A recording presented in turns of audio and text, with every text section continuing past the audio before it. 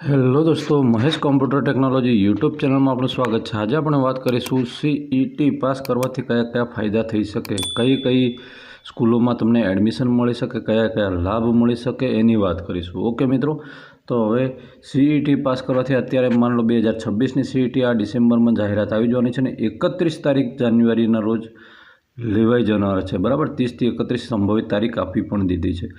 બની શકે કદાચ ટાઈમ ટેબલ એક્સચેન્જ થઈ શકે, નો ડાઉટ। અને આ આવનાર સમયમાં પણ આનું અંદર આ કયા કયા લાભો રહેશે અને બીજા કયા કયા એડ થશે એની વાત કરીશું। ઓકે મિત્રો, તો સૌ પ્રથમ દેખવા જઈએ તો સીઈટી કોમન એન્ટ્રન્સ ટેસ્ટ એવું એનું પૂરું ફૂલ ફોર્મ થાય છે, બરાબર। હવે આની અંદર પહેલો ફાયદો શું છે તો કે જ્ઞાનશક્તિ રેસિડેન્શિયલ સ્કૂલ છે, બરાબર। એ જ્ઞાનશક્તિ રેસિડેન્શિયલ સ્કૂલની અંદર તમને એડમિશન મળશે। કઈ રીતે મળશે તો સીઈટી પાસ કરવું પડશે। એની અંદર દેખવા જઈએ તો ગવર્મેન્ટ સ્કૂલના વિદ્યાર્થીઓ છે ધોરણ 5ની અંદર ભણતા જે પરીક્ષાનું ફોર્મ ભરી શકશે, બરાબર।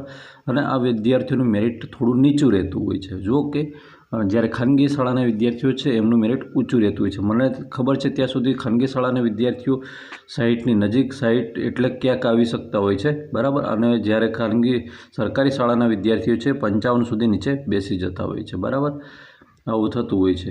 હા, અમુકને કેટેગરી વાઇઝ અલગ અલગ પ્રશ્નો હોય છે। આ મેં અત્યારે વાત કરીએ એસટી કેટેગરીની અંદર આવતા વિદ્યાર્થીઓની, ઓબીસીમાં અલગ છે થોડું, ઓબીસીને જનરલ છે થોડું નજીક જ રહે છે।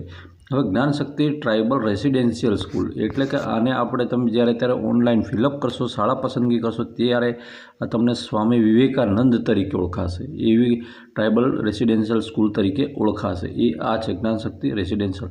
આ સ્પેશિયલ એસટી કેટેગરીની અંદર આવતા વિદ્યાર્થીઓ હોય છે એમના માટે આની અંદર અલગથી વ્યવસ્થા ફાળવવામાં આવેલી છે, એટલે કે એની અંદર સીટો આની અંદર એમની ઉમેરવામાં આવેલી હોય છે, બરાબર। એટલે મોટે ભાગે વિદ્યાર્થીઓ એ અહીંયા આવતા રહેતા હોય છે। પછી વાત કરીએ તો રક્ષાશક્તિ સ્કૂલ। હવે રક્ષાશક્તિ સ્કૂલ છે એ શું છે તો રક્ષાશક્તિ એ સ્કૂલ આપણે જે સંરક્ષણની ત્રણેય પાખો છે, બરાબર। એટલે કે આપણે નેવી છે, એરફોર્સ છે એન્ડ જમીનની છે, આ ત્રણેય પ્રકારની ફોર્સ છે, બરાબર। તો એના પ્રકારની અને એન્ડ સ્પોર્ટ્સને લગતી તમને બેસ્ટ તાલીમ આપવામાં આવે છે અને પ્લસ સ્ટડી આપવામાં આવે છે, સ્ટડી ભણાવવામાં આવે છે ને ઇંગ્લિશ એન્ડ હિન્દી મીડિયમમાં સ્ટડી થતું હોય છે, 1 નંબરની હોય છે। આનું મેરિટ કેટલે અટકે છે તો આનું મેરિટ અંદાજે તમને કહ્યું તો ગઈ વખતે 96-95ની આસપાસ અટક્યું હતું, બરાબર। એટલે આનું મેરિટ તમારે 100 માર્ક્સ ટાર્ગેટ રાખીને ચાલવાનું, 100 માર્ક્સ લાવવા પડે ત્યારે આની અંદર તમને એડમિશન મળે। સૌથી વધુ ડિમાન્ડ આ રક્ષાશક્તિની હોય છે, પણ જનરલી પબ્લિક જ્ઞાનશક્તિ પાછળ વધારે પડતી હોય છે।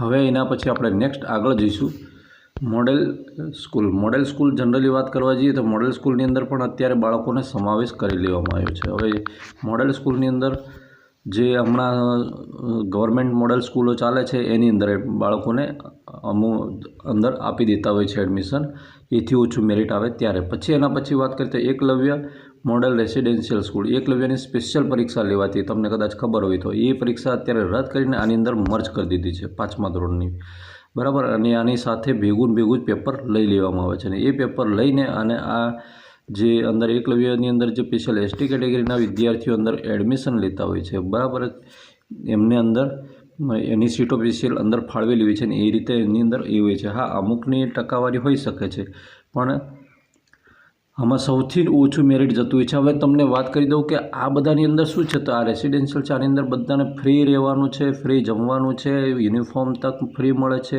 બરાબર।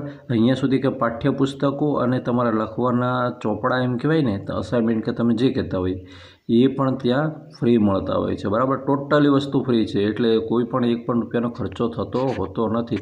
હા, 1 થી 5ની મેં વાત કરી આ ટોટલી રેસિડેન્શિયલ છે, ત્યાં જ રહેવાનું, ત્યાં ભણવાનું, ટોટલી સુવિધાઓ ત્યાં હોય છે, બરાબર।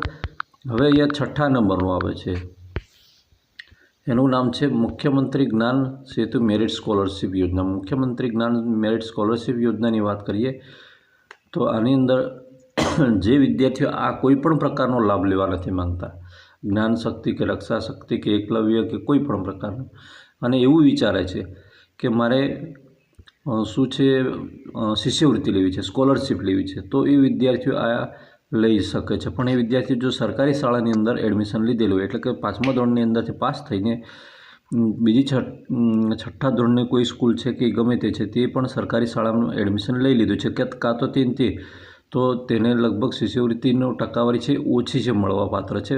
બાકી તમે જો પેનલ થયેલી શાળા હોય અને જો ખાનગી શાળા હોય એની અંદર એડમિશન લેશો તો તમને એની ફી છે એ જનરલી રિકવર કરી આપવામાં આવતી હોય છે, એટલે કે ફી અંદરથી બાદ થઈ જતી હોય છે, એટલે સુધીનો તમને સહાય થતી હોય છે. બરાબર, આનો સ્પેશિયલ એક આખો ચાર્ટ છે, એના પર સ્પેશિયલ વિડીયો બનાવવો પડે એવો છે, બહુ મોટું થાય છે.